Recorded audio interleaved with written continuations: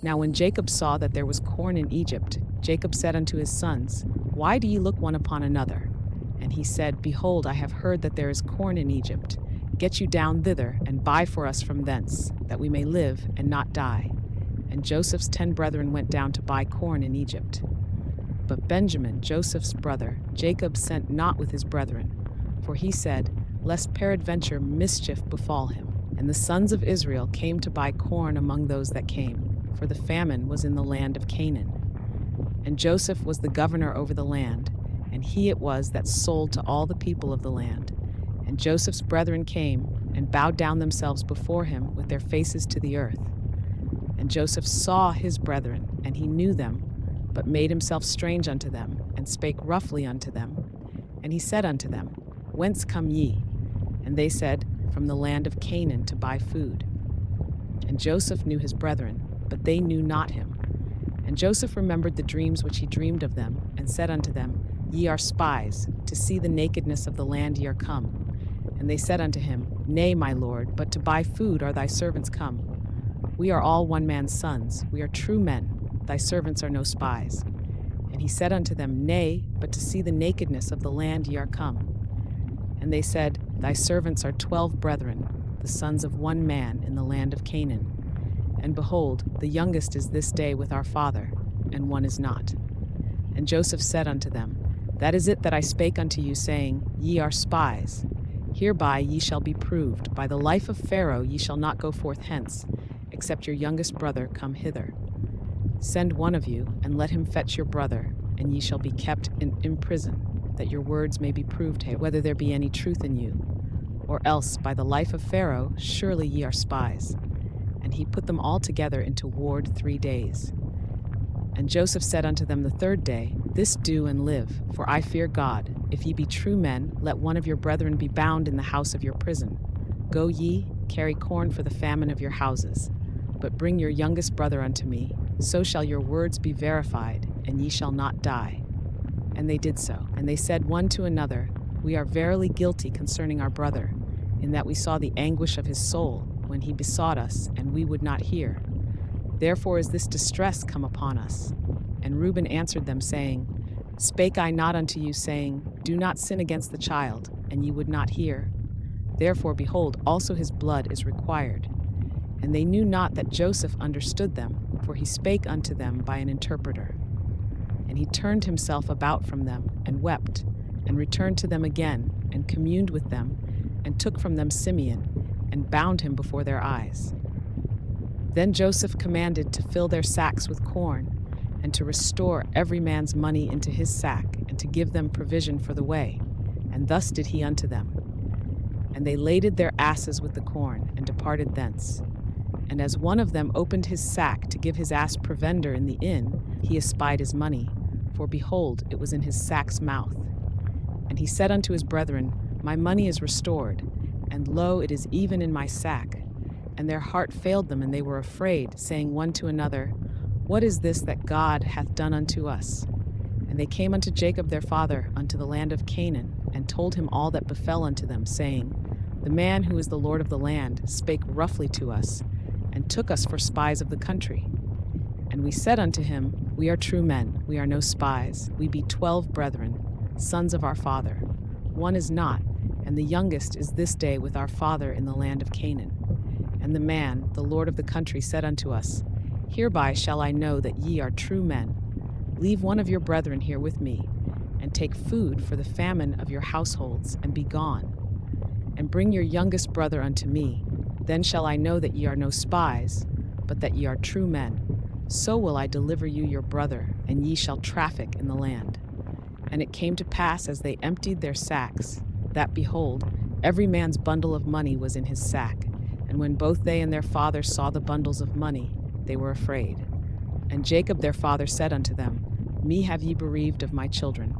Joseph is not, and Simeon is not, and ye will take Benjamin away. All these things are against me. And Reuben spake unto his father, saying, Slay my 2 sons, if I bring him not to thee. Deliver him into my hand, and I will bring him to thee again. And he said, My son shall not go down with you, for his brother is dead, and he is left alone. If mischief befall him by the way in the which ye go, then shall ye bring down my gray hairs with sorrow to the grave. And the famine was sore in the land. And it came to pass, when they had eaten up the corn which they had brought out of Egypt, their father said unto them, Go again, buy us a little food. And Judah spake unto him, saying, The man did solemnly protest unto us, saying, Ye shall not see my face, except your brother be with you. If thou wilt send our brother with us, we will go down and buy thee food. But if thou wilt not send him, we will not go down. For the man said unto us, Ye shall not see my face, except your brother be with you. And Israel said, Wherefore dealt ye so ill with me, as to tell the man whether ye had yet a brother? And they said, The man asked us straitly of our state and of our kindred, saying, Is your father yet alive? Have ye another brother? And we told him according to the tenor of these words. Could we certainly know that he would say, Bring your brother down? And Judah said unto Israel his father, Send the lad with me, and we will arise and go, that we may live and not die, both we and thou, and also our little ones. I will be surety for him.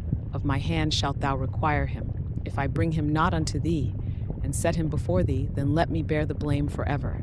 For except we had lingered, surely now we had returned this second time. And their father Israel said unto them, If it must be so now, do this.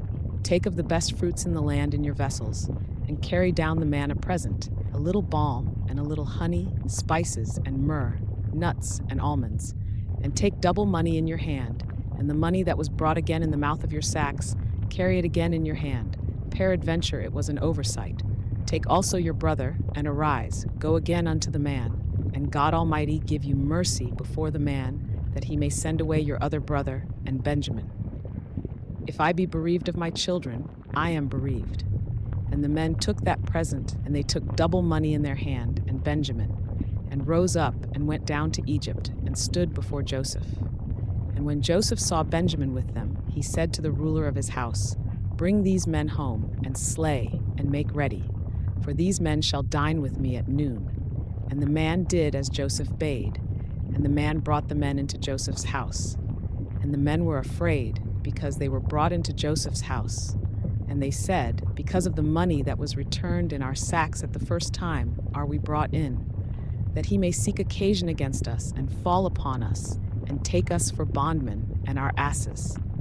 And they came near to the steward of Joseph's house, and they communed with him at the door of the house, and said, O sir, we came indeed down at the first time to buy food.